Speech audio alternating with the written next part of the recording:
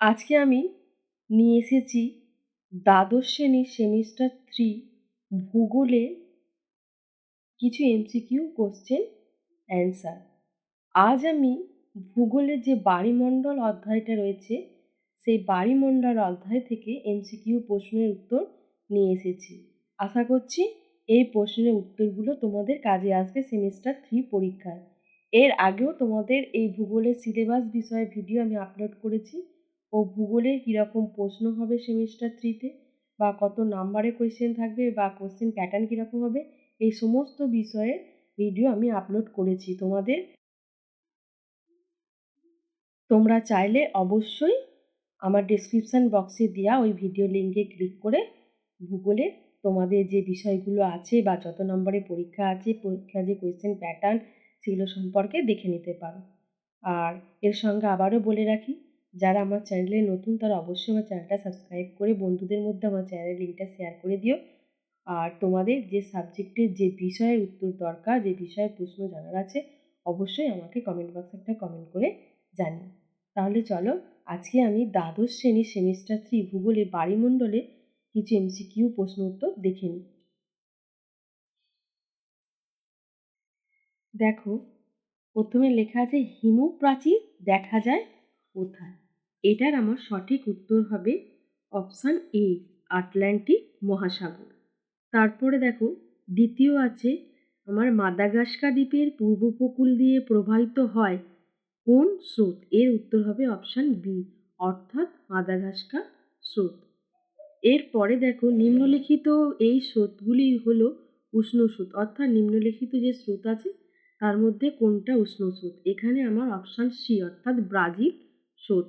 এরপরে দেখো সমুদ্র স্রোত সৃষ্টির প্রধান কারণ কি? এটা আমার অপশান সি, নিয়ত বায়ু প্রবাহ। এবার দেখো 5 নম্বরে আছে দক্ষিণ আমেরিকার দক্ষিণ পশ্চিম উপকূল দিয়ে উত্তর দিকে প্রবাহিত স্রোতের নাম কি? এটা অপশান বি, হ্যাম্বোল্ট স্রোত। তারপরে দেখো 6-এ আছে মেক্সিক উপসাগরের মধ্য দিয়ে প্রবাহিত উষ্ণ স্রোতের নাম কি? এটা আমার অপশান সি, উপসাগরীয় স্রোত। এরপরে দেখো পেরু স্রোত প্রবাহিত হয় কোন মহাসাগরে? এটাও আমার অপশান সি, অর্থাৎ প্রশান্ত মহাসাগর। এরপর দেখো 8 নম্বরে আছে গ্র্যান্ড ব্যাংক হলো একটি কি স্রোত? এটা আমার অপশান সি, অর্থাৎ মগ্নচড়া স্রোত। তাহলে বন্ধুরা আমি তোমাদের এই 8টা এমসিকিউ প্রশ্নের উত্তর বলে দিলাম। তোমরা অবশ্যই এগুলো তোমাদের খাতায় নোট করে নিয়েছো, সাথে সাথে আমার চ্যানেলের লিঙ্কটাও তোমরা শেয়ার করে দিয়েছো, আমার চ্যানেলটা সাবস্ক্রাইব করে দিয়েছো। তাহলে চলো পরবর্তী প্রশ্নের উত্তরগুলো আমি দেখে নিই। এবার দেখো 9-এ আছে শৈবাল সাগর দেখা যায় কোন মহাসাগরে? এটা আমার উত্তর হবে অপশান এ, আটলান্টিক মহাসাগর। এরপর দেখো 10-এ আছে মাদাগাস্কার দ্বীপের পশ্চিমে প্রবাহিত স্রোতটির নাম কি? এটা আমার অপশান সি, অর্থাৎ আমাদের মোজাম্বিক স্রোত। এরপর দেখো আমার আছে গভীর সমুদ্রের তুলনায় অগভীর সমুদ্র স্রোতের গতি কীরকম হয়? এটা আমার অপশান এ, অর্থাৎ বেশি হয়।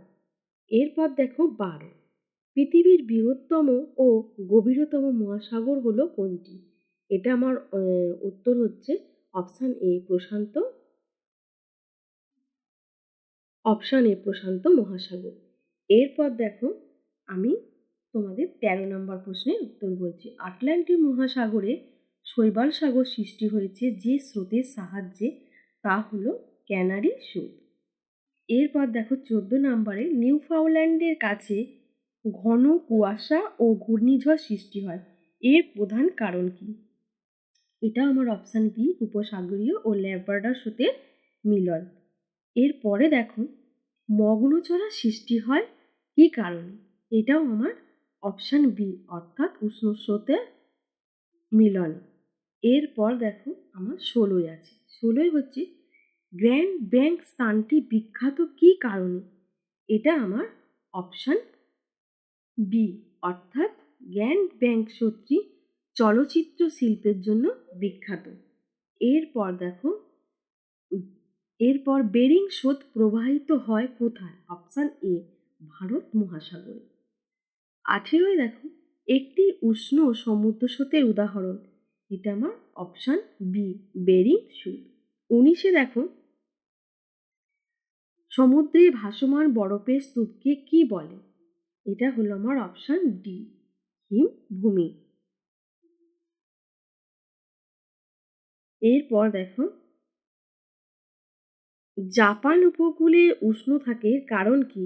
এর কারণ হলো অপশান সি, কুরেশীয় স্রোতের জন্য। এবার 21 দেখো, মৌসুমী বায়ু যে মহাসাগরে স্রোতকে নিয়ন্ত্রণ করে সেটি হলো অপশান সি, অর্থাৎ আটলান্টিক মহাসাগরের স্রোত। এরপর দেখো, পৃথিবীর মধ্যে সর্বাধিক জাহাজ যাতায়াত করে কোথায়? অপশান বি, উত্তর প্রশান্ত মহাসাগরে। এরপর দেখো 23, সমুদ্র স্রোত সৃষ্টির প্রধান কারণ কি? এটা আমার উত্তর হলো অপশান ডি, অর্থাৎ ভূ আলোড়ন। 24 দেখো, উপসাগরীয় স্রোতের গতিবেগ ঘন্টায় কত কিমি হয়? এটার উত্তর অপশান এ, অর্থাৎ 5 কিমি। এরপর আমি তোমাদের যে প্রশ্নের উত্তর নিয়ে আলোচনা করব সেটা হলো দেখো,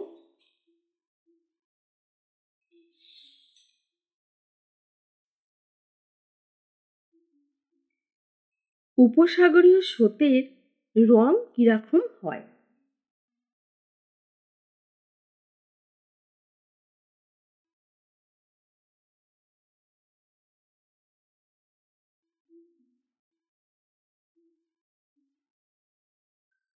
এর উত্তর আমার অপশান সি, গাঢ় নীল।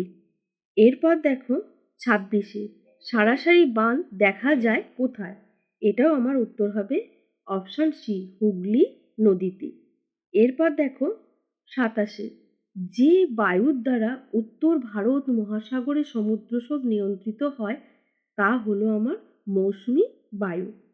এরপর দেখো, ক্যালিফোর্নিয়া স্রোত প্রবাহিত হয় কোন মহাসাগরে? এটার উত্তর আমার অপশান সি, অর্থাৎ প্রশান্ত মহাসাগর।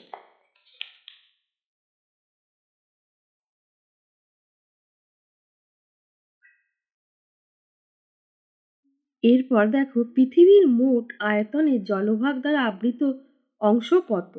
এটার আমার উত্তর হচ্ছে অপশান বি, অর্থাৎ 81%। এরপরে ল্যাব্রাডর স্রোত হলো এক প্রকার কি স্রোত? এটারও উত্তর আমার অপশান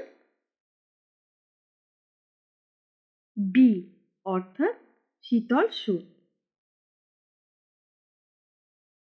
এরপর দেখো, পৃথিবীর বৃহত্তম মগ্নচড়ার উদাহরণ হলো অপশান এ, অর্থাৎ গ্যাংটক। এরপর দেখো, বেঙ্গুয়েলা স্রোত দেখা যায় কোথায়? এর উত্তর আমার অপশান সি, দক্ষিণ আটলান্টিক মহাসাগর। তাহলে বন্ধুরা, আজ আমি তোমাদেরকে এই যে 30টা এমসিকিউ প্রশ্ন উত্তর বলে দিলাম। আশা করছি তোমরা এই প্রশ্নের উত্তরগুলো খাতার মধ্যে লিখে নিয়েছো। তোমরা বুঝতেই পারছো ভিডিওটা বানাতে আমাকে প্রচুর পরিশ্রম করতে হয়।